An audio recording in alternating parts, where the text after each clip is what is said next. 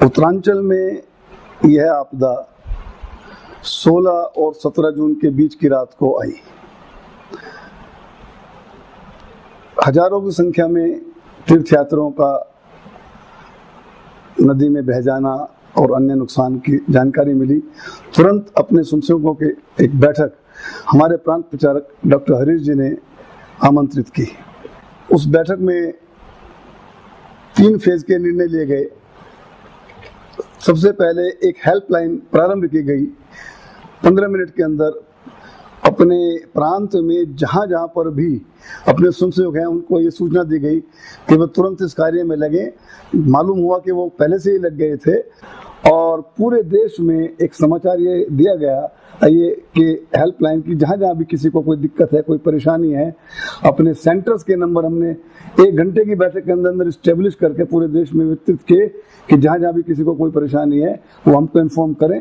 और हमने 11 केंद्रों के नंबर पूरे देश में प्रसारित 1-2 घंटे के अंदर अंदर कर दिए।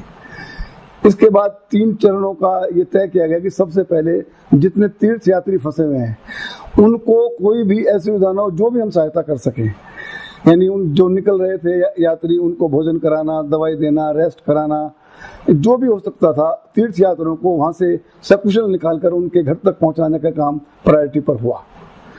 उसमें हमारे चाहे हेलीपैड पर स्वयंसेवकों ने जो बीमार महिलाएं, बच्चे, चूँकि 200 मीटर हेलीपैड से जो यात्री थे वो दूर थे, वहाँ पहुँचकर अपनी पीठ पर ढोया। यहाँ तक कि सेना के लोगों को भी हमारे कैंपों में भोजन कराया गया और हजारों यात्री हमारे कैंपों में रोजाना भोजन करते थे निःशुल्क। किसी भी प्रकार की धर्मशाला में कोई यात्री ठहरा, कोई अस्पताल में यात्री ठहरा, हम खोजते थे और वहीं जाकर उनको चाहे टिकट बनवाना हो, चाहे नकद देना हो, चाहे उनको खाद्य सामग्री देना हो, प्रत्येक प्रकार की सहायता उपलब्ध कराई। उसके पश्चात ये किया गया कि भाई ये तय किया गया कि यात्रियों को निकालने के पश्चात हम जो स्थानीय आपदाग्रस्त लोग होंगे उनको सामग्री वितरण या सहायता वितरण जिस तरह की वो उपलब्ध कराएंगे।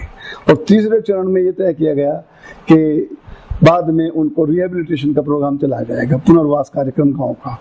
तो पहला तो हमारा चरण पूरा हो गया, यात्री लगभग उत्तरांचल से सभी निकल गए हैं। दूसरा चरण चल रहा है, हमारे प्रांत से सर्वे टीम पूरे प्रांत में गई है 3 जुलाई को बैठकर, उसमें सब रिपोर्ट आएगी कि कहाँ कहाँ कितना नुकसान हुआ, कितने यात्री, क्या क्या स्थिति है, वो पूरी रिपोर्ट आएगी। और इस बीच में हमारा राहत कार्य स्थानीय लोगों के लिए लगातार चल रहा है। नीचे पहाड़ी पर 10-10 किलोमीटर नीचे उतरकर हमारे स्वयंसेवक जो हैं राहत सामग्री पहुंचा रहे हैं। अन्य प्रकार के जो भी सुविधा साधन हो सकते हैं, क्योंकि एक सीमा होती है, वो भी अप्लाई कर सब गांव तक हम चाहते हैं पहुंचना, वहां तक सामग्री पहुंचा रहे हैं। दूसरा चरण चल रहा है और ये चरण अभी चलता रहेगा। 3 तारीख की बैठक में पूरे प्रांत से हमारे पास रिपोर्ट्स आएंगी, उसके बाद इस कार्य को और गति दी जाएगी। पुनर्वास का जहां तक प्रश्न है, उसमें समय लगेगा, उसमें और दोबारा से सर्वे पूरे प्रांत का कराया जाएगा। कहाँ कितने हमारे 100 के करीब लगभग शिशु मंदिर अफेक्टेड हुए हैं, 20 शिशु मंदिर तो बिल्कुल बह गए हैं। कितने ही गांव की ये समाचार है कि पुरुष लोग इसमें त्रासदी का शिकार हो गए हैं, महिलाएं बची हैं, बच्चे, उन सब का केंद्रीय मार्गदर्शन भी है कि वो जो बच्चे बचे हैं उनका भी और महिलाओं का भी, सबका जीवन यापन का कुछ न कुछ जो है उनका साधन योजना पूर्वक बनाया जाएगा।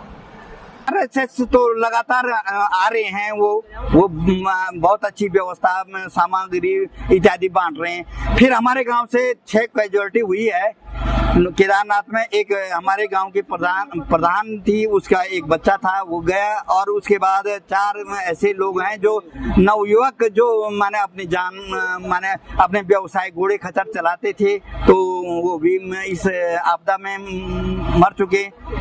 2-3 की लाश तो मिल चुकी, 2-3 लाशें अभी तक नहीं मिली।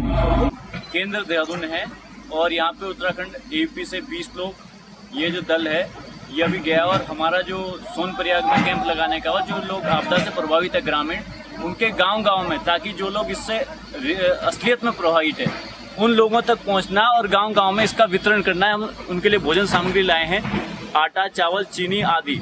जो ग्रामीण असल में आपदा से प्रभावित है उनके घरों में, प्रत्येक घर में ये अनाज पहुंचाया जाएगा। और उनकी सेवा के लिए हम 20 लोग अभी इस दल के साथ हैं। हमारे साथ की 2 गाड़ियां आगे निकल गई, 1 गाड़ी यहाँ पे है। यहाँ पे आने के बाद RSS वाले राहत सामग्री प्रत्येक जहाँ मृतक हो गए हैं उनके घर में खुद पीठ में कंधे में ढो के उनके घर में दे रहे हैं।